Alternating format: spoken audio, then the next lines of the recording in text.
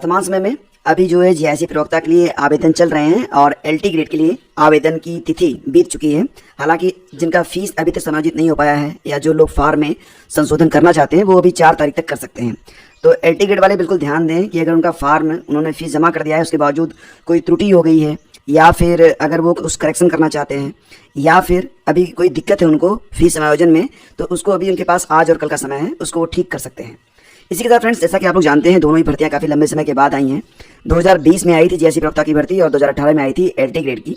तो काफ़ी लंबे समय के बाद ये दोनों भर्तियां आई हैं और अब फिलहाल स्थिति ये है कि बहुत सारे एस्पिरेंट ऐसे हैं जो कि ओवर एज हो गए, आवेदन नहीं कर पाए, उम्र सीमा में छूट नहीं मिली, तो मामला फिलहाल कोर्ट में है और कोर्ट में बहुत सारे अभ्यर्थी हैं। आशा देवी व अन्य 19 लोग और हैं जिनकी ओर से एक याचिका उम्र सीमा में छूट देने को लेकर दाखिल की गई थी। तो फिलहाल इस पर सुनवाई भी चल रही है। तो अब यहाँ पर सुनवाई के दौरान राज्य सरकार से और आयोग से उम्र सीमा में छूट न देने की बात पर जवाब मांगा गया है। तो फिलहाल याचियों की ओर से अधिवक्ता हनुमान किंकर ने कहा कि यह भर्ती लंबे समय के बाद आई है। आयोग ने 2021 में विज्ञापन जारी करने की सूचना दी थी, लेकिन समकक्ष योग्यता और अर्हता विवाद के कारण यह भर्ती अटकी हुई थी। तो ऐसे वर्षों में तैयारी कर रहे प्रतियोगियों की आयु सीमा में कम से कम 5 साल की छूट मिलनी चाहिए। उन्होंने नजीर भी दी कि अभी हाल ही में नैनीताल हाई कोर्ट ने सुरेंद्र सिंह और अन्य के मामले में इसी प्रकार आयोग को निर्देश दिया था। कोर्ट को बताया गया था कि प्रतियोगियों ने आयोग को ज्ञापन सौंपा था, लेकिन कोई निर्णय न लेने के कारण उन्हें हाई कोर्ट की शरण लेनी पड़ी थी। और अभी पुलिस भर्ती में भी आपने देखा था कि उम्र सीमा में छूट दी गई है। इसलिए यहाँ पर मांग की जा रही है कि सरकार या तो नियमित भर्ती सुनिश्चित करे या फिर आयु सीमा में छूट देकर अभ्यर्थियों को मौका प्रदान करे। फिलहाल इस पर सुनवाई अभी बाकी है। अब जो भी जवाब आएगा उसके बाद कोर्ट की ओर से निर्णय लिया जाएगा। वैसे दोस्तों मुझे लगता है कि उम्र सीमा में छूट मिलेगी और वेबसाइट एक बार पुनः खुलेगी, ऐसा मुझे प्रतीत होता है, क्योंकि आपने देखा है कि कई बार ऐसा हो चुका है और फिलहाल काफ़ी लंबे समय के बाद ये वैकेंसी आई है। अगर ऐसा नहीं होगा तो मामला लंबा भी चल सकता है। तो फिलहाल अभी देखते हैं कि आगे क्या होता है। फ्रेंड्स आगे बढ़ते हैं। यहाँ पर देखिए, अगर आप उत्तर प्रदेश पुलिस भर्ती में पार्टिसिपेट करना चाहते हैं तो वन टाइम रजिस्ट्रेशन जो OTR की प्रणाली है वो 31 जुलाई 2025 से लागू है। विभिन्न स्तरों से प्राप्त हो रहे आग्रह के दृष्टिगत अभ्यर्थियों की सुविधा के लिए OTR में जो विवरण दिया जा रहा है उसमें संशोधन आप कर सकते हैं, लेकिन ध्यान रखना कि यह संशोधन मात्र एक बार ही आप कर पाएंगे। अभ्यर्थी apply.upprpb.in पर जाकर रजिस्टर्ड अकाउंट में लॉगिन करने के बाद modify OTR details tab section में जाकर अपने विवरण में संशोधन कर सकते हैं। ये ध्यान रखिएगा कि केवल ये जो संशोधन है एक बार ही हो पाएगा। और फ्रेंड्स एक बहुत शानदार खबर है, आउटसोर्स के माध्यम से बहुत सारी भर्तियां अब हो रही हैं। इनका जो टेन्योर होता था, समय होता था, वो 1 साल का होता था, लेकिन अब इसे बढ़ाकर 3 साल का कर दिया गया है। मतलब कम से कम अगर आउटसोर्सिंग से आपकी भर्ती हुई तो 3 साल तक आपको नौकरी रहेगी और उसके बाद रिन्यूअल भी, अगर आचार विचार सही रहा आपका, तो रिन्यूअल भी आपको मिल जाएगा। तो दोस्तों ये तो एक बहुत अच्छी खबर मैं मानूंगा। दूसरी बात ये कि यहाँ पर सैलरी को लेकर जो मंथली मानदेय मिलता है, पहले 10,000 रुपये था। आपने देखा था कि ECC एजुकेटर के लिए भी ये जो मतलब यहाँ पर सैलरी तय की गई थी 10,313 रुपये तय हुई थी, लेकिन अब यहाँ पर जितने भी मिनिमम जो न्यूनतम मानदेय है वो 20,000 रुपये किया जा रहा है। तो एक बात बताऊँ आपको, इसका जो है ना डायरेक्ट बेनिफिट जो है वो आपको मिलने जा रहा है ECC एजुकेटर को। ECC एजुकेटर अब जब भर्ती होंगे तो वो 3 साल के लिए होंगे, ठीक है, और उनको मिनिमम जो कि अभी तक तय किया गया था कि 10,313 रुपये उनको दिए जाएंगे, तो ऐसा नहीं है, अब उनको मिलेंगे 20,000 रुपये, 20,000 रुपये पर मंथ। तो दोस्तों बहुत ही शानदार इंक्रीज यहाँ पर हो गई है। एक तो जॉब आपकी 3 साल की हो गई, दूसरे यहाँ पर 20,000 रुपये से आपकी स्टार्टिंग हो रही है ECC एजुकेटर की। हालांकि आपको पता है ना कि ये जो भर्ती आई थी ये पिछले साल भी आई थी, 10,000 से ज़्यादा पद थे और इस बार भी 8,888 पदों पर आवेदन अभी चल रहे हैं। हालांकि अभी पिछली वाली भर्ती भी पूरी नहीं हुई है, नए के लिए अभी आवेदन भी नहीं हो पाए हैं।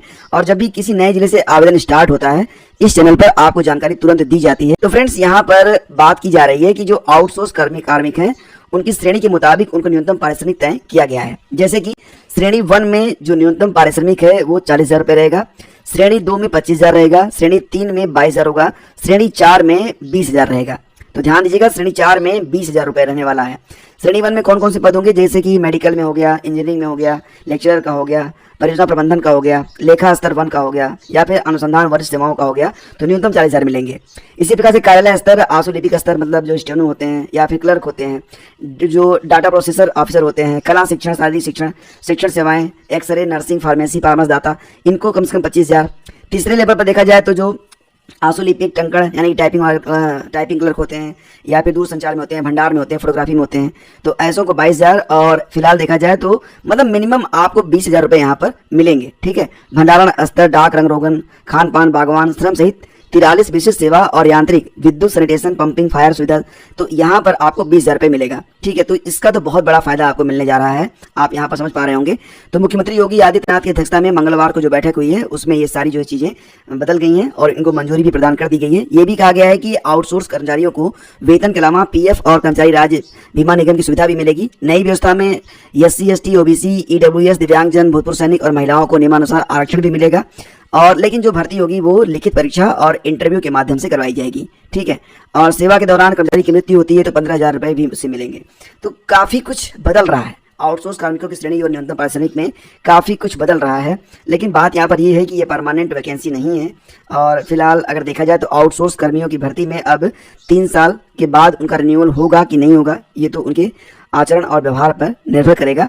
एक तरीके से देखा जाए तो अब जो आउटसोर्स कर्मी होंगे उनको जो सुविधाएं मिलेंगी वो बिल्कुल जो परमानेंट हैं उनके लगभग बराबर रहेगी, लगभग बराबर। ठीक है। लेकिन आउटसोर्स में एक दिक्कत ये होती है कि सेवा परमानेंट नहीं होती है। 3 साल के बाद अगर आपको डिसकंटिन्यू किया जाता है तो किसी की कोई जवाबदेही नहीं बनती है। हाँ, यहाँ पर 3 साल तक आपका जो मतलब जेब खर्च है वो ठीक ठाक आपको अब मिलता रहेगा। तो फ्रेंड्स आगे बढ़ते हैं। इलाहाबाद विश्वविद्यालय में 4 साल का BA BEd पाठ्यक्रम स्टार्ट हो गया है और ये जो सत्र है ये अगले सत्र 2026-27 से स्टार्ट होगा। इसको ध्यान रखिएगा, बाकी जब डिटेल आएगी तो आपको बता दिया जाएगा। लेकिन ये ध्यान रखिए कि 4 साल का जो BEd है वो इलाहाबाद विश्वविद्यालय में स्टार्ट किया गया है। नई भर्ती के लिए अध्याचन के प्रारूप पर कल लग सकती है मोहर। तो TGT PGT की जो नेक्स्ट वैकेंसी है अब धीरे धीरे अगले चरण में पहुंच रही है। तो जैसा कि आप लोग जानते हैं TGT PGT 2025 में लगभग 30,000 पद होने वाले हैं। और अभी तक क्या था, यहाँ पर PRT के लिए, प्राइमरी के लिए, TGT के लिए और PGT के लिए जो अध्याचन का प्रारूप था वो अलग अलग तैयार करने की बात की जा रही थी। लेकिन अब कहा गया कि इनको अलग अलग बनाने में काफ़ी दिक्कतें आ सकती हैं। तो बेहतर ये होगा कि इनको एक प्रारूप में रख दिया जाए और अब इस एक प्रारूप पर ही सारे अध्याचन लिए जाएंगे।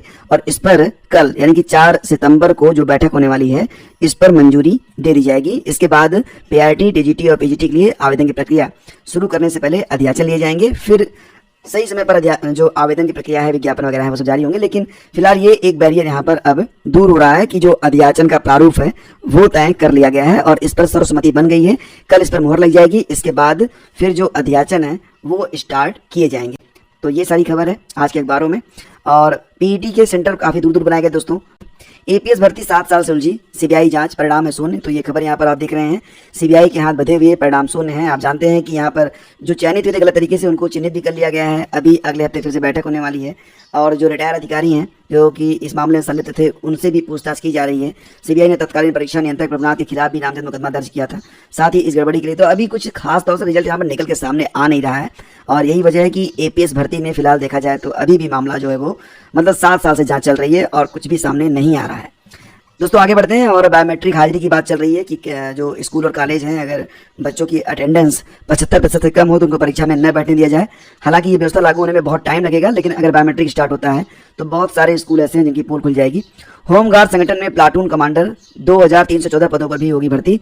तो पंचायत चुनाव से पहले जारी हो सकते हैं जितनी भर्ती का विज्ञापन। मैंने आपको बताया था कि एक तो होमगार्ड की भर्ती होने वाली है। होमगार्ड की भर्ती में लगभग कुल मिला के 44,000 पद होंगे और ये जो भर्ती होगी इसमें जो हाई स्कूल पास हैं उनको अवसर मिलता है। साथ ही साथ यहाँ पर बात हो रही है कि प्लाटून कमांडर के 2314 पदों पर भर्ती की जाए और ये भर्ती अगले पंचायत चुनाव से पहले की जाए। तो फिलहाल देखा जाए तो कंपनी कमांडर के 1151 पदों में 783 पद रिक्त हैं। प्लाटून कमांडर के 1121 पदों में 770 रिक्त हैं। होमगार्ड स्वयं सेवक में 43,327 रिक्त हैं। मिनिस्ट्रियल स्टाफ में 109 रिक्त हैं। तो इस प्रकार से अब ये भर्तियां होने जा रही हैं।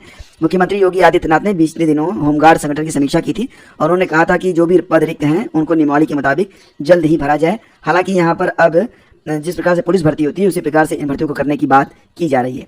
तो फ्रेंड्स ये आज के अखबारों की हेडलाइंस है। Thank you.